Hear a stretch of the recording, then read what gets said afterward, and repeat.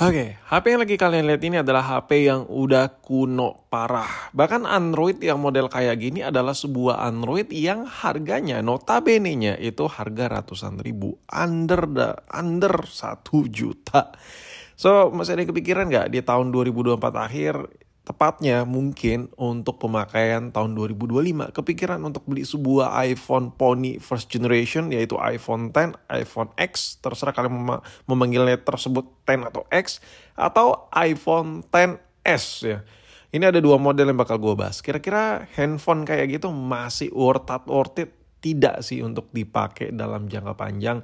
Of course, di sini gue ngomongin untuk 1 tahun ke depan. Yang dimana kalau lo beli sekarang berarti untuk pemakaian tahun 2025. Jawabannya coba tonton video ini sampai selesai. Yang pertama gue bakal coba head to headin yang ada di spek detail yang resmi dari Apple punya ya. Di sini sebelah kiri ada iPhone X, yang di sebelah kanan ada iPhone XS.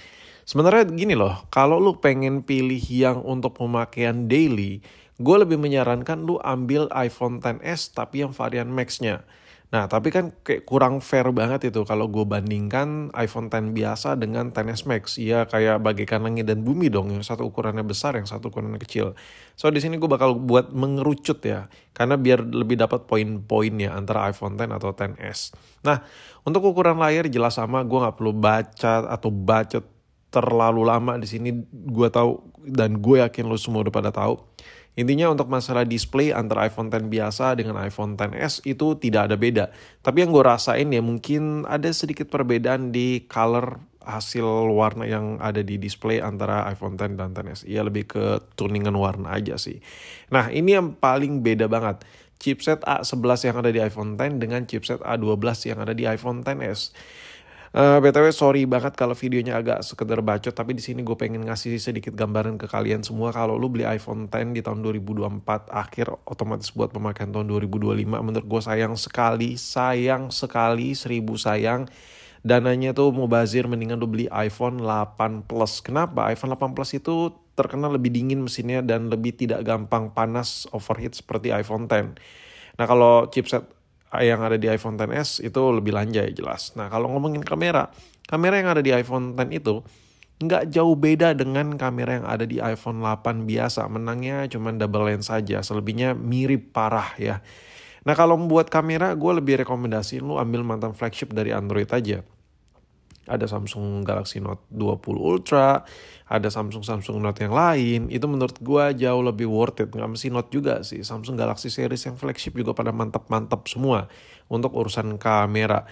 Intinya kalau lo pengen ngehit kamera, mengkillerin kamera yang ada di iPhone X maupun XS, itu gampang banget. Lo tinggal beli mantan flagship yang dari kubu Android ya. Kalau flagship tuh banding ini dengan flagship. Flagship tuh flagship, mantan flagship ya mantan flagship. Cuman kadangnya aja gue agak bleh. Intinya buat kamera ya gitulah. Lebih bagus Android sih menurut gue ya. Ini menurut gue. Baik foto maupun video recording tipis-tipis. Nah, kalau dibandingkan keduanya antara iPhone X dan XS, ini nggak terlalu beda jauh. Perbedaan yang paling ketara adalah di low light ya aja. Untuk fitur mirip-mirip banget, bahkan kayak minor sekali upgrade ya. Untuk baterai performa, nah ini nih. Ini udah nggak bisa jadi patokan lagi. Kalau lu lihat dari spek resminya Apple tuh 13 jam sih iPhone X ya. Untuk video playback-nya, sedangkan iPhone XS itu 14 jam. Nggak bisa lu lihat lagi dengan spek seperti ini. Menurut gua ini udah di bawah 13 jam. Untuk iPhone X dan XS udah di bawah 14 jam. Mungkin sekitar 9 atau 8 jam kali untuk video playback ya. Untuk kedua handphone ini. Kenapa gue bilang sama? Karena sekarang tuh rata-rata handphone ini baterainya udah gantian boy. Jadi udah bukan pabrikan lagi, udah bukan orian Apple lagi. Jadi klaim yang ada di Apple ini tidak terpakai. Nah, kalau buat baterai yang bagus, gue saranin ya di budget XS ini, kalau lu sekira udah mampu beli XS ya, mendingan kalau lu ngeluh, wah baterai gue nanti gini.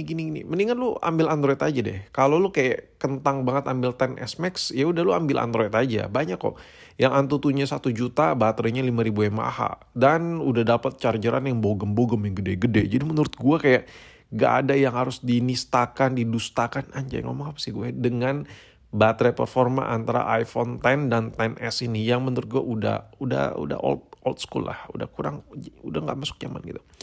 Dan untuk portnya ini sama-sama belum Type-C, dan untuk spek-spek lainnya ya gitu-gitu aja sih. Udah kayak nggak ada beda gitu. Perbedaan ketara ya cuma di chipset, sedikit ada perbedaan di kamera ya. Selebihnya mirip banget. Even sampai video recording ya. Untuk video recording, untuk perekaman video antara iPhone X dan XS, tadi gue ada sedikit lupa.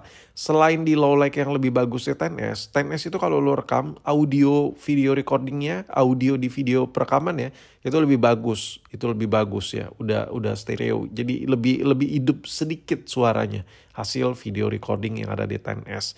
Selebihnya ya udah mirip-mirip banget antara iPhone X maupun XS.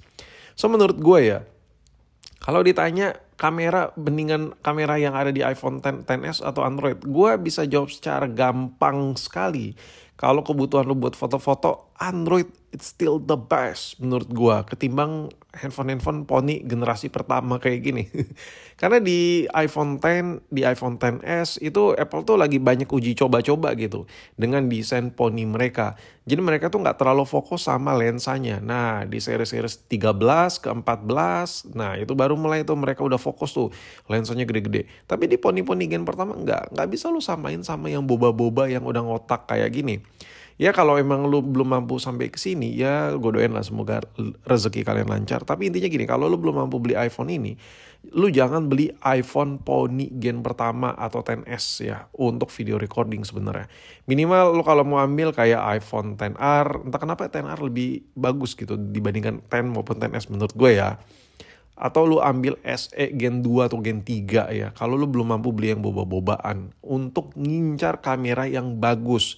Nah kalau di bawah gen-gen itu, selain iPhone XR, SE Gen 2, Gen 3, menurut gue kurang sekali untuk video recordingnya. Entah kenapa gitu, kayak ada yang kurang aja gitu. Ya ini berdasarkan my best experience ya terhadap semua handphone yang lagi gue bicarain ini. Tapi sekiranya kalau lu emang kebutuhannya ngebet banget buat video recording, SE Gen 3 itu maknyus sekali, atau SE Gen 2 kalau memang dana lu nyekak. Itu udah paket komplit gitu. HP-nya kecil, ringan, buat video recording tuh gampang. Bisa ala-ala GoPro, bedanya nih HP bisa langsung edit. Sedangkan si iPhone XR ini, tadi kan gue sempat singgung kalau XR tuh bagus video recording. Iya itu bagus, cuman software-nya ini kurang. Tapi modulnya dia besar, jadi kalau lu bisa melihat secara detail sebenarnya low light paling tipis, paling minim, ini gak banyak reviewer yang tahu ya. Paling minim itu kalau lu bedah lagi, sensornya gede, itu kalau kita lihat hasil video mentahnya itu paling minim noise-nya itu kayak bintik-bintik itu paling dikit gitu di antara iPhone XS, XS Max, iPhone SE Gen 2. Nah, XR ini paling minim, cuman software-nya kurang. Software-nya lebih bagus SE Gen 2 atau Gen 3. Makanya gue sempat singgung untuk kamera mendingan SE Gen 2 atau Gen 3 atau XR. Nah, antara itu. Sedangkan iPhone X, iPhone XS itu lebih ke daily use biasa lah. Tapi kalau lu yang lebih advance, mending sabar-sabar lah, tanggung gitu ya kan.